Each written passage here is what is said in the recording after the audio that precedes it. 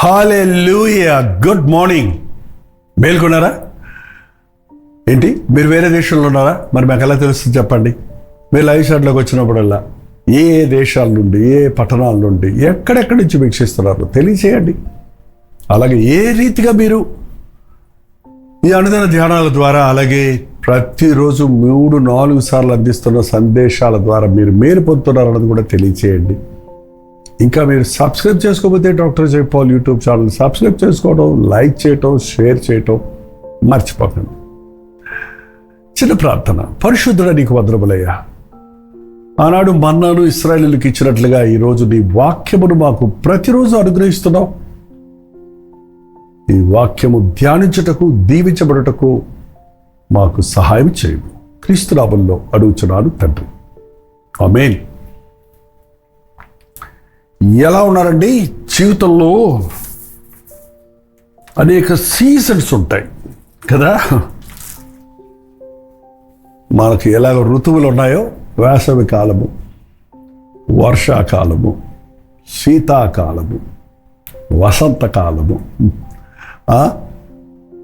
అలాగూ వేసవి కాలంలో ఎండ ఎక్కువ, శీతాకాలంలో చలి ఎక్కువ, వర్షం వస్తే పనులు జరగవు, వసంతకాలంలో పనులు ఎక్కువ. ఏదో ఒకటి.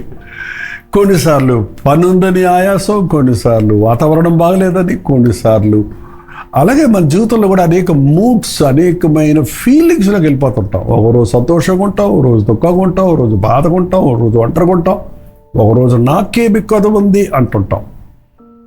ఇవి సాధారణం. కానీ నువ్వు క్రీస్తును కలిగి ఉంటే అది ఏ కాలమైనా, ఏ పరిస్థితుల నుంచి నువ్వు వెళ్తున్నా నీవు ప్రయోజకుడు అవుతావు.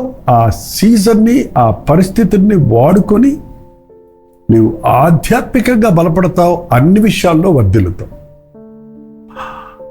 ఎప్పుడు మేఘాలు చూసేవాడు విత్తడంట.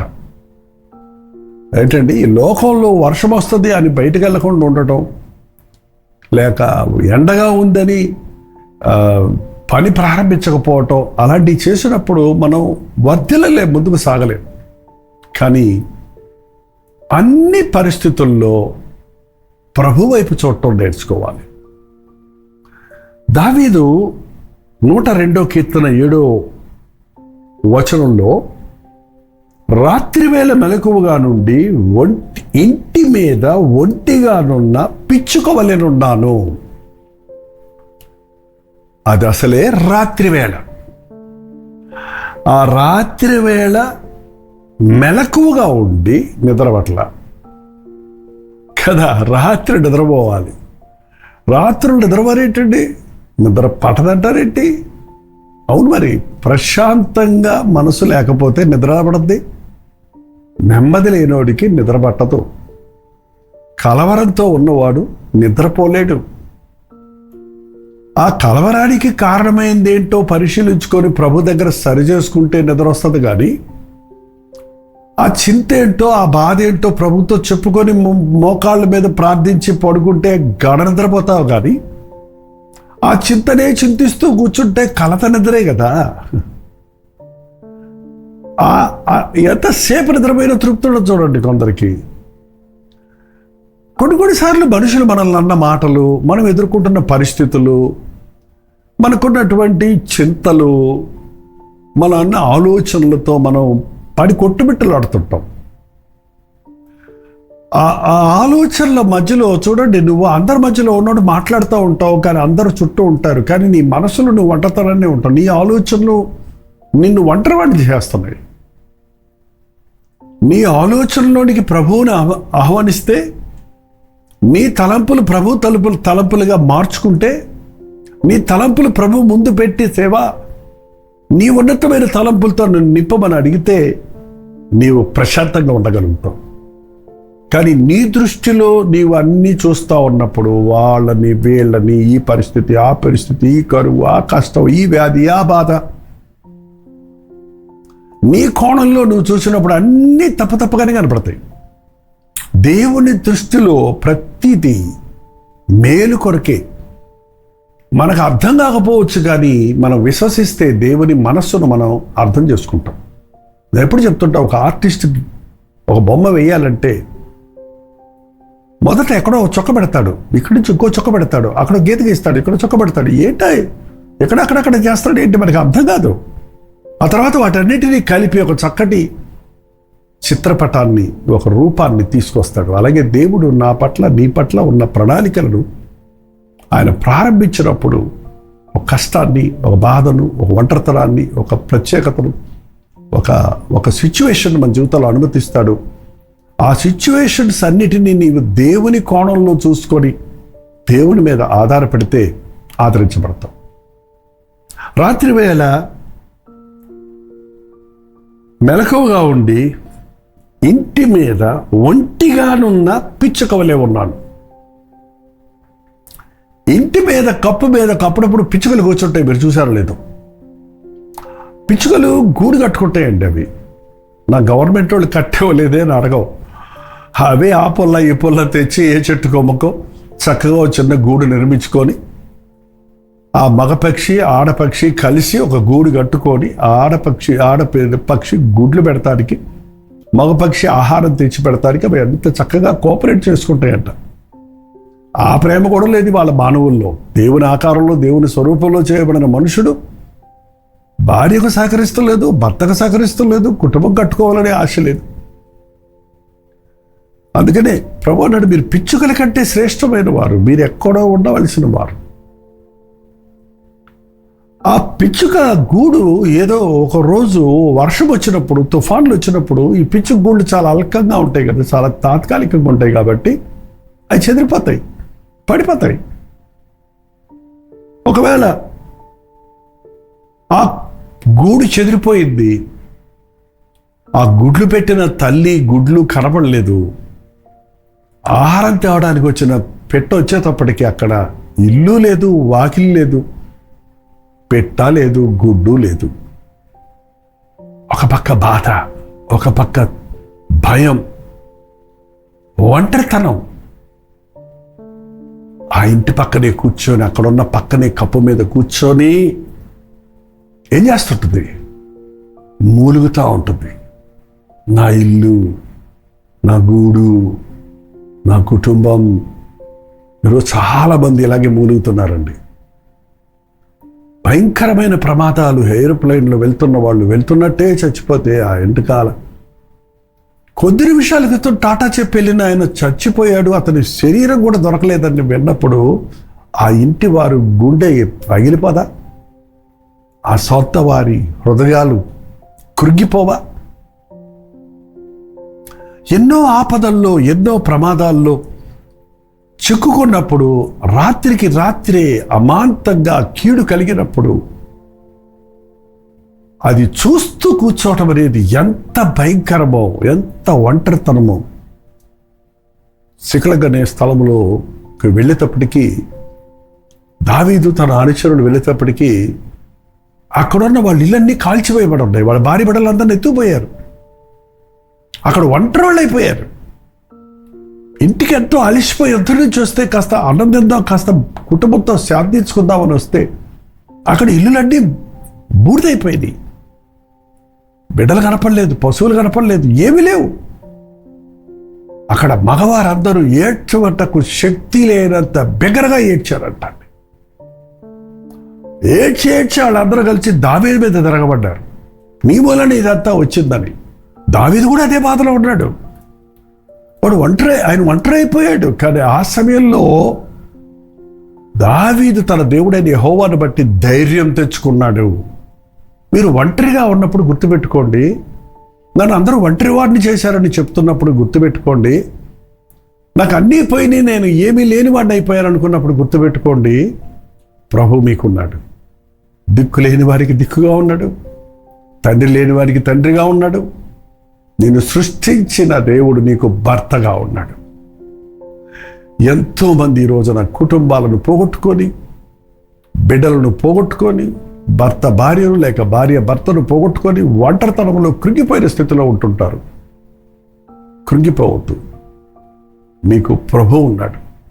మీరు ప్రభువునందు విశ్వాసం ఉంచండి. ఆయన మనకు ఆధారంగా ఉన్నాడు, మనకు ఆదరణగా ఉన్నాడు. ఒంటరిగా కూర్చొని మూలుగుతున్నట్టుగా నీవు కూడా ఒంటరిగా కూర్చొని ప్రభు సన్నిధిలో మూలుగు.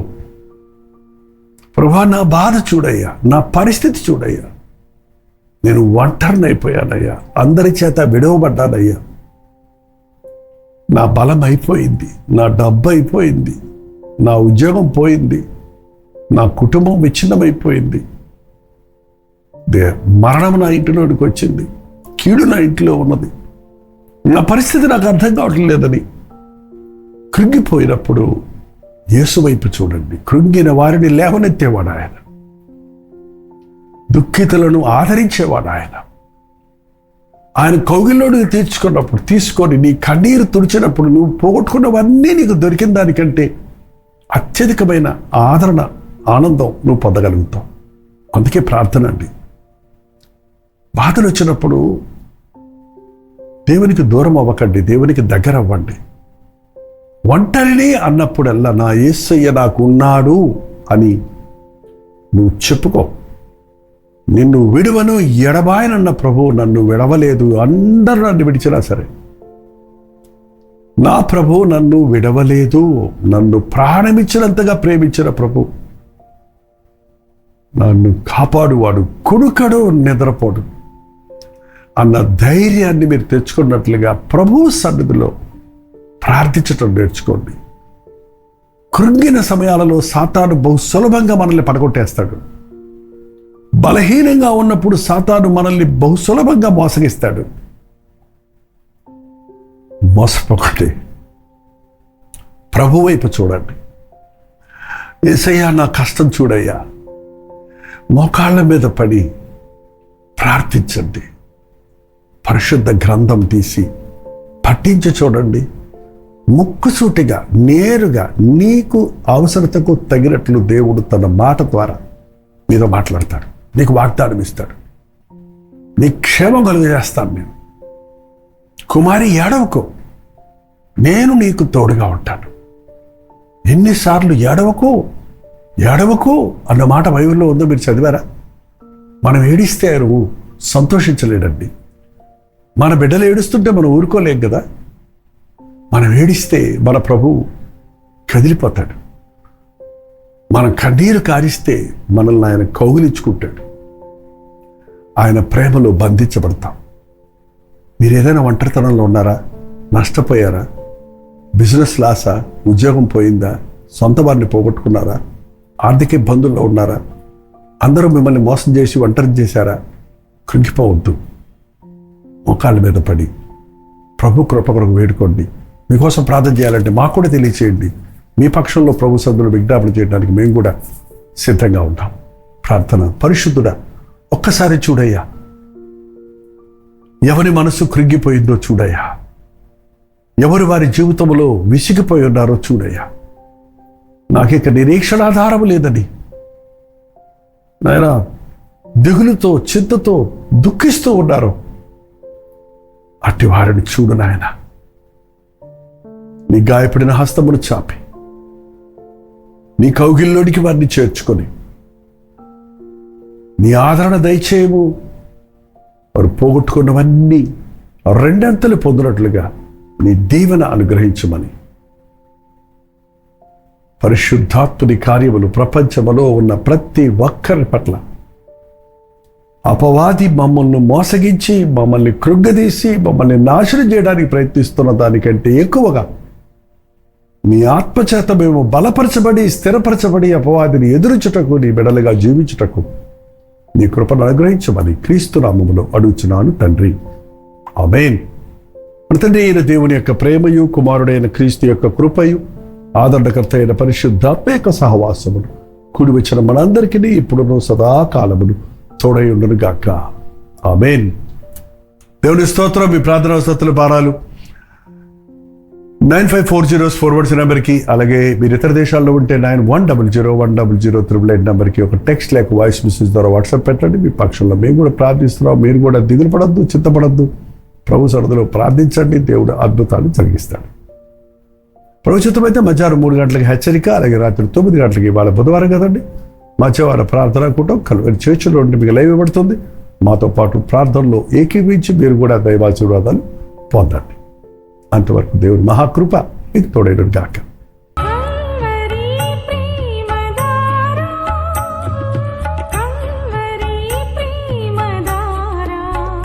కల్వరి ప్రేమధార అనే మా ద్విమాస పత్రికను ఈ మధ్య త్రైమాస పత్రిక అంటే 3 నెలలకి ఒక్కసారి మాత్రమే ప్రింట్ చేయగలుగుతున్నాం.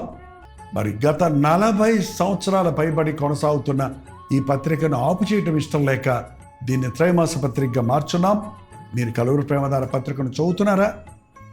ఒక ఉచిత పత్రిక కావాలంటే ఇవ్వాలే మీ పేరు, చిరునామా, అడ్రస్తో పాటు ఇంటి నెంబర్తో పాటు క్లియర్గా పంపించండి. తప్పకుండా ఒక ఉచిత పత్రికను మీకు పంపిస్తాం.